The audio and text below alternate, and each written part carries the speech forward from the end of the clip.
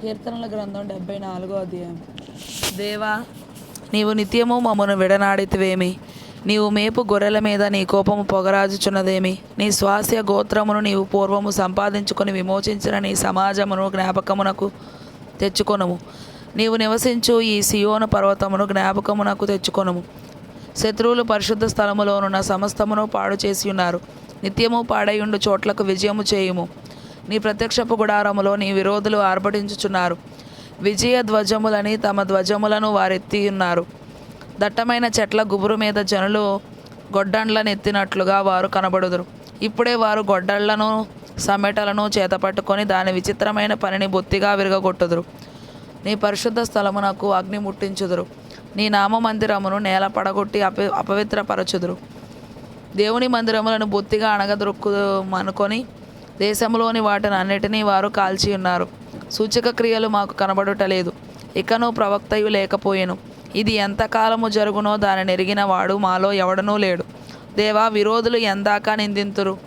శత్రువులు నీ నామమును నిత్యము దూషింతురా? నీ హస్తమును నీ దక్షిణ హస్తమును నీవెందుకు ముడుచుకొని ఉన్నావు? నీ రొమ్ములో నుండి దాన్ని తీసి వారిని నిర్మూలము చేయుము. పురాతన కాలం మొదలుకొని దేవుడు నా రాజై ఉన్నాడు. దేశంలో మహారక్షణ కలుగజేయువాడు ఆయనే. నీ బలము చేత సముద్రమును పాయలుగా చేసితివి. జలములలో భుజంగముల శిరస్సులను నీవు పగులగొట్టితివి. మకరం యొక్క శిరస్సును నీవు ముక్కలుగా గొట్టితివి. అరణ్యవాసులకు దానిని ఆహారముగా ఇచ్చితివి. బుగ్గలను నదులను పుట్టించితివి. నిత్యము ప్రవహించు నదులను నీవు ఇంకా చేసితివి. పగలు నీదే, రాత్రి నీదే. సూర్యచంద్రులను నీవే నిర్మించితివి. భూమికి సరిహద్దులను నియమించిన వాడవు నీవే. వేసవి కాలము చలికాలము నీవే కలుగజేసితివి. యెహోవా, శత్రువులు నిన్ను దూషణ చేయుటను అవివేక ప్రజలు నీ నామమును దూషించుటను మనసునకు తెచ్చుకొనుము. దుష్టమృగమునకు నీ గొవ్వ యొక్క ప్రాణమును అప్పగింపకుము. శ్రమనందు నీ వారిని నిత్యము మరవకుము. లోకములోనున్న చీకటి గల చోటులు బలాత్కారుల నివాసులతో నిండి ఉన్నవి.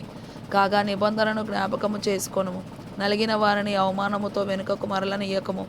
శ్రమనందు వారును దరిద్రులను నీ నామము సన్నుతించుదురుగాక. దేవా, లెమ్ము, నీ వ్యాజ్యము నడుపుము. అవివేకులు దినమెల్లా నిన్ను నిందించు సంగతి జ్ఞాపకము చేసుకొనుము. నీ మీదికి లేచు వారి అల్లరి నిత్యము బయలుదేరుచున్నది. నీ విరోధులు చేయు గల్లత్తును మరువకుము.